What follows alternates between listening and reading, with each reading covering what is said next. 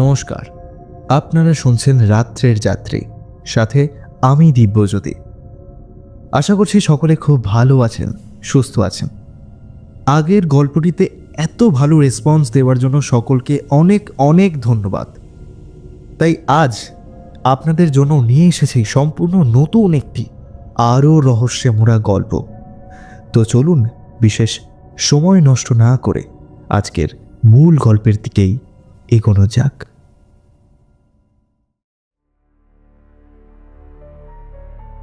আমাদের আজকে নিবেদন শ্রী বিভূতিভূষণ বন্দ্যোপাধ্যায়ের লেখা আরক। তার জন্ম 1894 খ্রিস্টাব্দের 12ই সেপ্টেম্বর উত্তর 24 পরগনা জেলার কাজরাপাড়ার নিকটবর্তী মুরাতিপুর গ্রামে। বাঙালি পাঠক তাকে মূলত চেনেন পথের পাঁচালী, অপু ও শঙ্করের সৃষ্টিকর্তা রূপে। এছাড়াও আদর্শ হিন্দু হোটেল, আরণ্যক, অশনি সংকেত ইত্যাদি তার বিশেষ উল্লেখযোগ্য উপন্যাস। কিশোরদের জন্য রচিত চাঁদের পাহাড় আজও আমাদের অতি প্রিয়। আমরা আজকের গল্পটি নিয়েছি মিত্র ও ঘোষ পাবলিশার্স থেকে প্রকাশিত বিভূতিভূষণ গল্প সমগ্র প্রথম খণ্ড বইটি থেকে।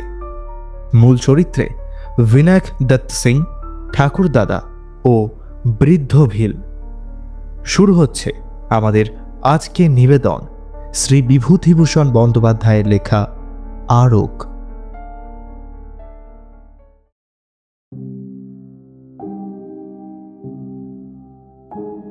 লাহোর মিউজিয়ামে যখন চাকরি করতাম সে সময় লাহোরের বিখ্যাত দেশবন্ধু কাগজের সম্পাদক বিনায়ক দত্ত সিং মহাশয়ের সঙ্গে আমার যথেষ্ট আলাপ হয়।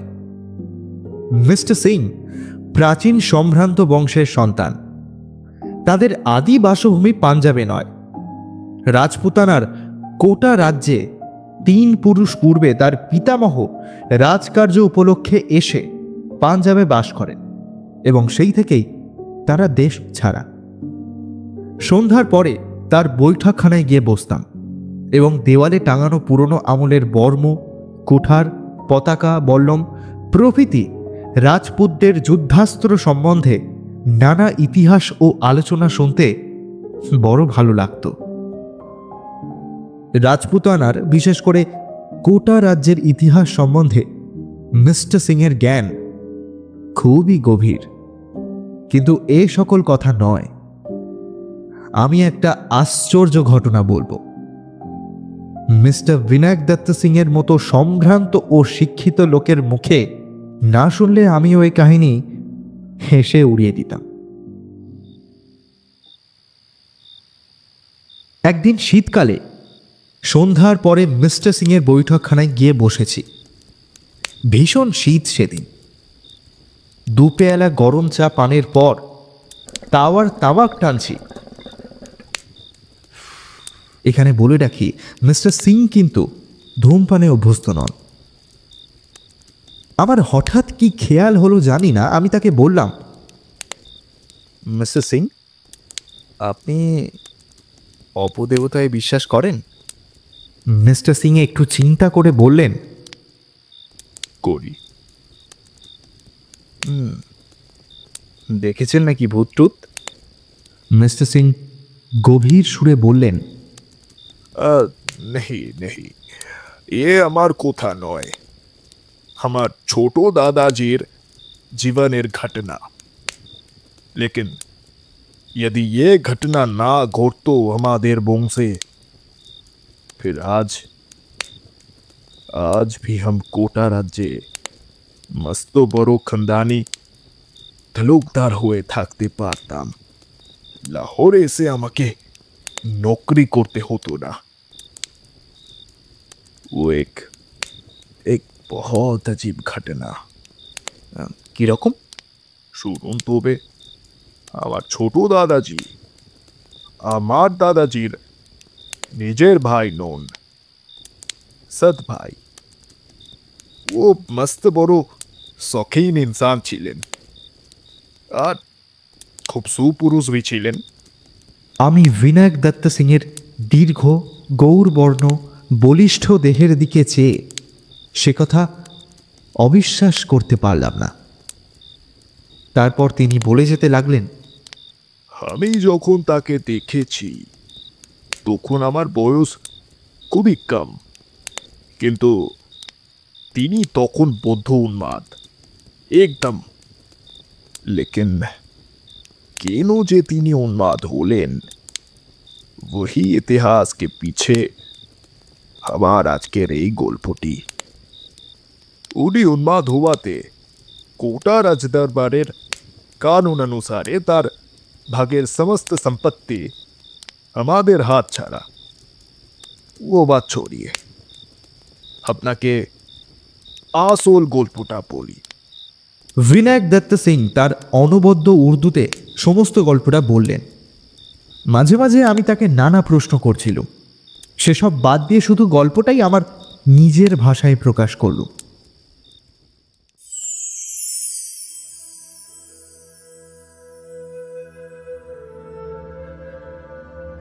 আমাদের গ্রাম থেকে কিছু দূরে কোটা দরবারের একটা সৈন্যদের আড্ডা ছিল।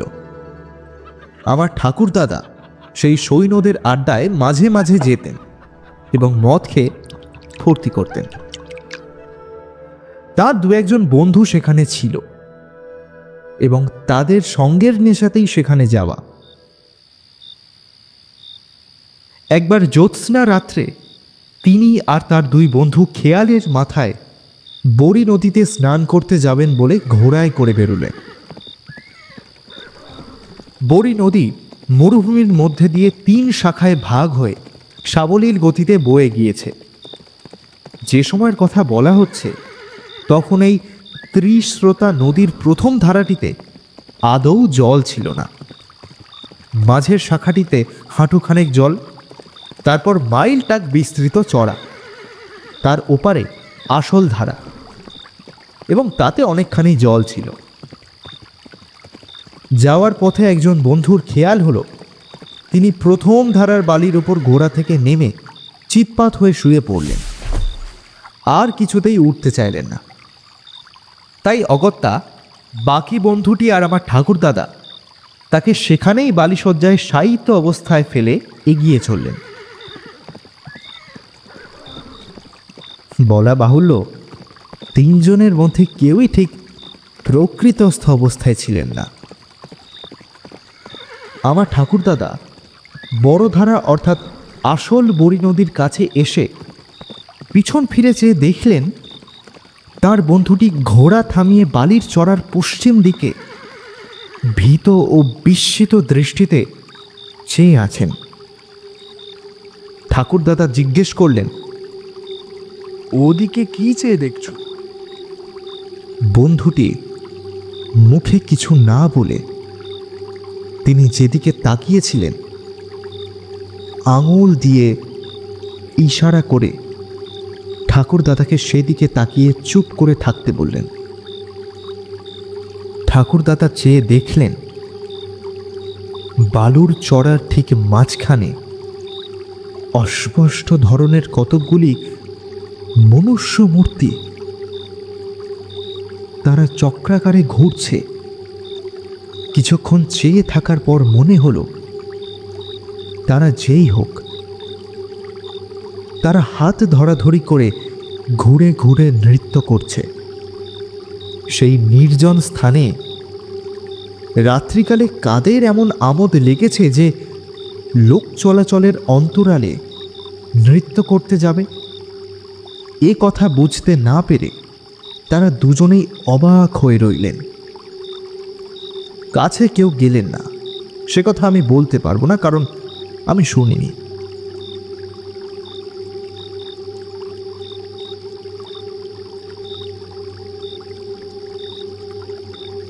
হয়তো এদের মত্ত অবস্থায় সব দৃশ্যটার জন্য দায়ী, এবং এই ভেবেই তারাও কাউকে কথাটি বলেননি কোনো সময়।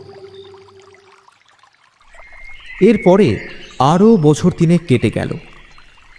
ত্রিস্রোতা বড়ি নদীর প্রধান স্রোতধারার 3 মাইল উত্তরে মরুভূমির মধ্যে একটা বড় লবণাক্ত হ্রদ আছে, যার নাম নাহারা নিপট অর্থাৎ ব্যাঘ্র হ্রদ। এই হ্রদের দূরে দূরে এঁকে মেঁকে প্রায় চারিদিক থেকে বেষ্টন করে পাহাড় শ্রেণী। এই পাহাড় শ্রেণী কোথাও 1000 ফুট উঁচু, তো কোথাও তার চেয়ে আরও বেশি উঁচু। হ্রদ ও পাহাড় থেকে খনিজ লবণ পাওয়া যায় বলে কোটা দরবার থেকে মাঝে মাঝে এর ইজারা দেওয়া হতো ব্যবসাদারদের। আমার ঠাকুরদাদা পূর্বোক্ত ঘটনার প্রায় 3 বছর পরে একদিন এই হ্রদের জলে বালি হাঁস শিকার করতে যাবেন ঠিক করলেন। গভীর রাত্রে বালি হাঁসের দল হ্রদের জলে দলে দলে চড়ে বেড়ায়। একটা ঘাসের লতা পাতার ছোট্ট ঝুপড়ি বেঁধে তিনি তার মধ্যে লুকিয়ে থাকবেন, কারণ মানুষ দেখলে হাঁসের দল আর নামবে না। সব ঠিকঠাক হলো, কিন্তু 2-1 বৃদ্ধ লোক নিষেধ করলে। তারা বললেন, রাত্রিকালে নাহারা হ্রদের ত্রিসীমানাতেও যাওয়া উচিত নয়। কারণ তারা স্পষ্ট করে কিছু বললে না, শুধু বললে জায়গাটা ভালো নয়। ভৈজি নামে এক বৃদ্ধ ভিল আমাদের প্রজা ছিল। তিনি বলেছিলেন, কোটা দরবারের নিবাক মাহালের ইজারাদার এক বেনিয়ার সে চাকর ছিল তার যৌবন বয়সে। উক্ত বেনিয়ার লবণের গুদাম আর আড়ত ছিল নাহারা হ্রদের পার থেকে মাইল খানেক দূরে পাহাড়ের কোলে। সে সময় সে দেখেছে হ্রদের ওপর আকাশ হঠাৎ গভীর রাত্রে যেন দিনের আলোকে আলোকিত হয়ে উঠল। কেমন যেন অদ্ভুত শব্দ হচ্ছিল হ্রদের জলে। মোটের ওপর রাত্রে হ্রদের ধারে কেউ যায় না। অনেকদিন থেকে স্থানীয় লোকেদের মধ্যে এ ভয় রয়েছে। একবার নাকি এক মেষপালক রাত্রিকালে হ্রদের ধারে কাটিয়েছিল। সকালবেলা তাকে সম্পূর্ণ উন্মাদ অবস্থায় নিমকের গুদামের কাছে পায়চারি করতে দেখা যায়। আমার ঠাকুরদাদা এসব গাল গল্প শুনবার লোক ছিলেন না। তিনি বুঝতেন ফুর্তি, শিকার, হল্লা এবং হইচই। লোকটাও ছিলেন দুঃসাহসী ও এক গুঁয়ে ধরনের। তিনি যাবেনই ঠিক করলেন। বৃদ্ধ ভিল তাকে বললে, देखें हुजूर, अगर अगर वो हासेर दल যদি চলে নামে, তব वो রাত্রে কোনো ভয় নেই জানবেন। ভয় কিসের? বাঘের? वो वो उससे भी কোনো ডরানাক জানোয়ার হতে পারে। কি জানি হুজুর, আমার আমার শোনার কথা মাত্র, ঠিক মালুম নাই। তা তুই সঙ্গে থাক না, বকশিস দেব। মাফ করবেন আমাকে হুজুর, এখন আমাকে 100 রুপিয়া দিলেও আমি যাব না। রাত কাটাবে কে? वो भी ও নাহারা নিপটের ধারে। প্রাণের ভয় নেই নাকি আমার? দেখেন, আমরা ভিল শেরেরও ভয় রাখি না। এ হাতের তীরে কত শের মেরেছি, কিন্তু হুজুর शेर से भी भयानक কোনো জীব কি দুনিয়া মে নেই? আমার ঠাকুরদাদা নাহারা হ্রদ ভালো জানতেন না। ঠিক আমাদের অঞ্চলে হ্রদটা নয়, আমাদের গ্রাম থেকে 40 মাইল দূরে। তখনই তিনি ভিলদের গ্রাম থেকে রওনা হয়ে 7-8 মাইল হেঁটে পাহাড় ডিঙিয়ে সমতল ভূমিতে নামলেন। দূরে মস্ত বড় হ্রদটার লবণাক্ত জলরাশি প্রখর সূর্যতাপে চকচক করছে। তবে জনপ্রাণী নেই কোনো দিকে। বেলা তখনও অনেকখানি আছে। এমন সময় ঠাকুরদাদা হ্রদের ধারে পৌঁছে গেলেন এবং নলখাগড়া ও শুকনো ঘাস দিয়ে সামান্য একটু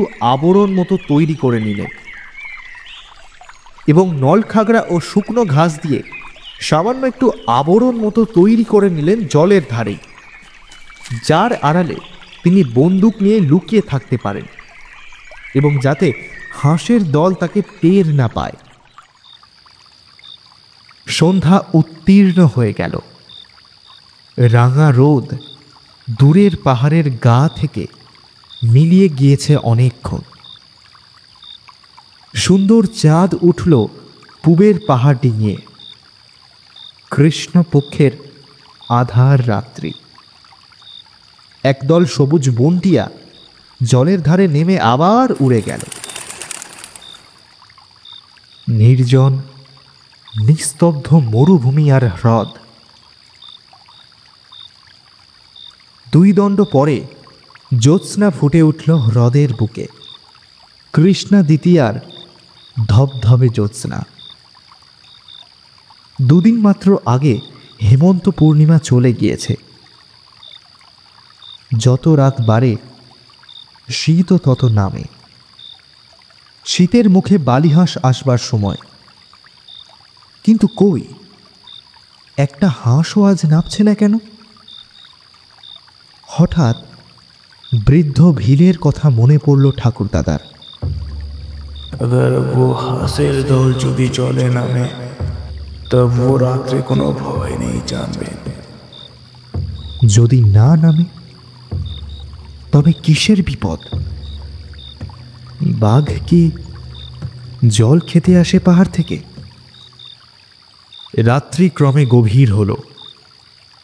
অপূর্ব জ্যোৎস্নালোকে হ্রদের জল, মরুভূমির নোনা বালি রহস্যময় হয়ে উঠেছে। কোনো দিকে কোনো শব্দ নেই। ঠাকুরদাদা যথেষ্ট দুঃসাহসী হলেও তার যেন গা ছমছম করে উঠল জ্যোৎস্নার সে ছন্ন ছাড়া অপার্থিব রূপে। তিনি চামড়ার বোতল বের করে কিছুটা আরক সেবন করলেন।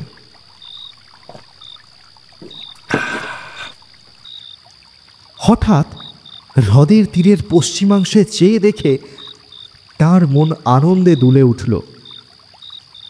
জ্যোৎস্না লোকেও আকাশের নিচে একদল বালিহাঁস নাপছে। জ্যোৎস্না পড়ে তাদের সাদা দুধের মতো পাখাগুলো কি অদ্ভুতই না দেখাচ্ছে। দেখতে দেখতে তারা নেমে এসে হ্রদের ধারে বালির চরে বসল। জায়গাটা ঠাকুরদাদার ঝোপড়ি থেকে 200 গজের মধ্যে কিংবা তার চেয়ে কিছু বেশি।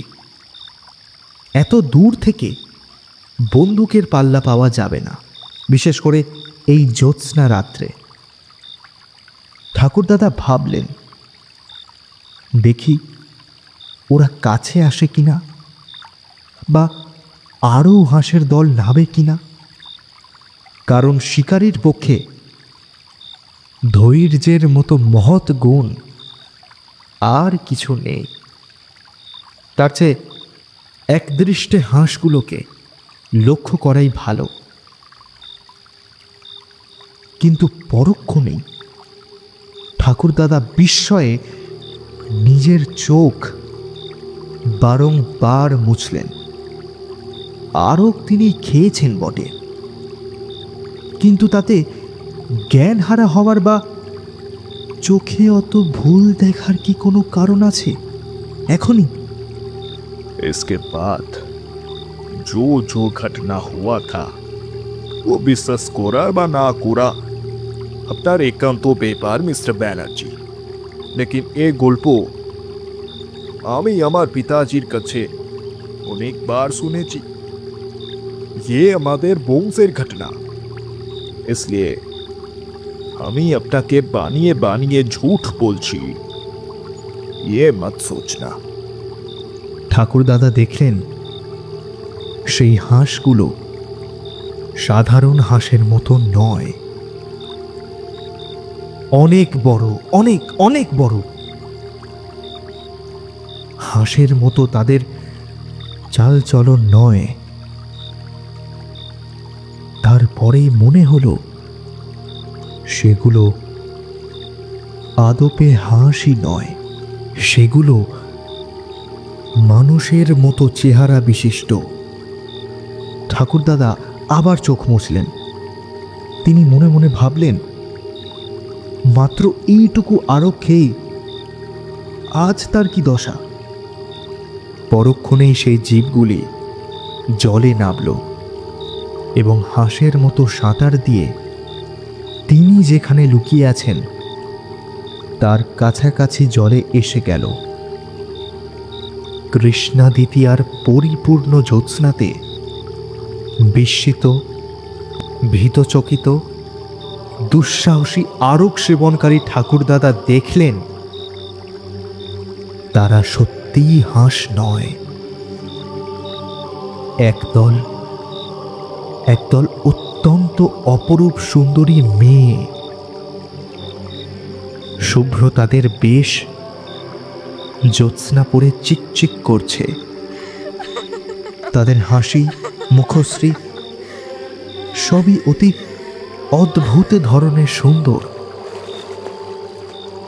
বেশ অনেকক্ষণ ধরে তারা নিজেদের মধ্যে জলে খেলা করছিল। রাজহাঁসের মতো সুঠাম ধর নিঃশব্দে সুন্দর ভঙ্গিতে হ্রদের বুকে সাঁতার কাটতে লাগল। তারপর কতক্ষণ পরে তা ঠাকুরদাদা ঠিক আন্দাজ ছিল না, কারণ তখন ঠাকুরদাদা সময়ের জ্ঞান হারিয়ে ফেলেছেন। ওরা সবাই জল থেকে উঠল এবং অল্প পরেই জ্যোৎস্না ভরা আকাশ দিয়ে ভেসে হাঁসের মতোই শুভ্র পাখা নেড়ে অদৃশ্য হয়ে গেল। হ্রদের তীরের বাতাস তখনও তাদের অপূর্ব দেহগন্ধে ভরপুর। আমার ঠাকুরদাদা নিজের গায়ে চিমটি কেটে দেখলেন তিনি জেগে আছেন কিনা। একটু পরেই রাত ফর্সা হয়ে জ্যোৎস্না মিলিয়ে গেল। তিনি উদ্ভ্রান্ত মস্তিষ্কে হ্রদের পার থেকে হেঁটে চলে এলেন পাহাড়ের কোলে এবং সেখান থেকে তিনি পৌঁছলেন ভিলদের গ্রামে। তাকে দেখেই বৃদ্ধ ভিল ভৈজি জিজ্ঞেস করলেন, হুজুর, ও হাঁস নেমেছিল কাল? ঠাকুরদাদা মিথ্যা কথা বললেন। তিনি বললেন, হাঁস নেমেছিল, কিন্তু তিনি একটাও মারতে পারেননি। কেন মিথ্যে বললেন তাও শুনুন। কি এক দুর্বার মোহ তাকে টানতে লাগলো দুপুরের পর থেকেই। আবার তাকে যেতে হবে নাহারা হ্রদের তীরে রাত্রিকালে। ভৈজিকে সত্যি কথা বললে পাছে সে বাধা দেয়।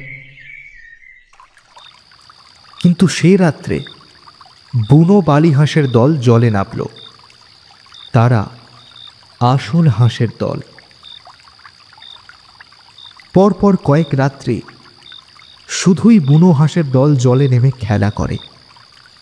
আমার ঠাকুরদাদা ঝুপড়ির মধ্যে শুয়ে থাকেন। বন্দুকের গুলি করতে তার মন চায় না। তারপর আর একদিন শেষ রাত্রের জ্যোৎস্নায় বুনো হাঁসের বদলে নামল সেই অদ্ভুত জীবের দল। এদিন তারা আরও কাছে এলো। বন্য রাজহাঁসের মতো সাঁতার দিয়ে বেড়ালো জলজ ঘাসের বনের পাশে পাশে।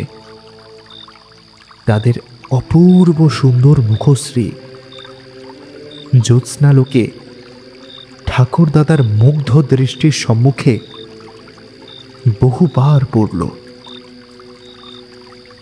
রাত ভোর হবার বেশি দেরি নেই, তখনও কিন্তু জ্যোৎস্না আছে। আমার ঠাকুরদাদা জানি না কি ভেবে, আরকে নেশায় কিংবা ভালো অবস্থায় তা জানি না, ঝুপড়ি থেকে উঠে ছুটে জলের ধারে চললেন। বোধহয় ওদের কাউকে ধরতে গেলেন। অমনি ত্রস্ত বন্য হংসের মতো সেই অলৌকিক জীবের দল তাড়াতাড়ি সাঁতরে কে কোথায় দূরে চলে গেল এবং পরক্ষণেই শেষ রাত্রের বিলীয়মান চন্দ্রালোকে তাদের লঘু দেহ ভাসিয়ে আকাশপথে অদৃশ্য হল। পরদিন দুপুরবেলা আমার ঠাকুর দাদাকে উন্মাদ অবস্থায় হ্রদের ধারের বালির চড়ায় লক্ষ্যহীনভাবে ঘুরে বেড়াতে দেখে জনৈক জেলে তাকে ভিলদের গ্রামে পৌঁছে দেয়। বৃদ্ধ ভৈজি ঘাড় নেড়ে বললেন, আমি তো আগেই বলেছিলাম মাছের দল যদি জলে না নামে ওদিন আমাদের বড় ভয়। ঠাকুরদাদা মাঝে মাঝে ভালো হতেন, আবার উন্মাদ হয়ে যেতেন। ভালো অবস্থায় বাড়িতে এই গল্প তিনি করেছিলেন, একবার নয় বহুবার। মৃত্যুর প্রায় 10 বছর আগে থেকে তার অবস্থা মোটেই ভালো ছিল না। বদ্ধ উন্মাদ অবস্থায় তার মৃত্যু ঘটে। বিনায়ক দত্ত সিং তার গল্প শেষ করলেন। আমি বললাম, বড় অদ্ভুত ঘটনা, তবে মিস্টার সিং বললেন, তবে বিংশ শতাব্দীতে বিশ্বাস করা শক্ত ব্যাপার। वो बात আমিও জানি। ইনফ্যাক্ট আমাদের দেশও সবাই विश्वास करे ना। ये आज से करीब 50 साल पहले की घटना बोलছি। हमारे देशे क्यों बोले कि हमारे दादाजी कुछ ज्यादा ही आरक पीने के कारण वो सब आंखों में कुछ गलत देख लिया था। उन्हें जंगली हंस के आसमान की परी भेबेছেন। तो कोई कहता है कि नहीं, आसमान की परी देख ले ही इंसान पागल हो जाए। वो वृद्ध भील भाईजी तो वही बोल तो एक बार हम ही की कोरे बोलबो कौन सा सच और कौन सा झूठ। कारण तखन तो আমি पैदाই হইনি।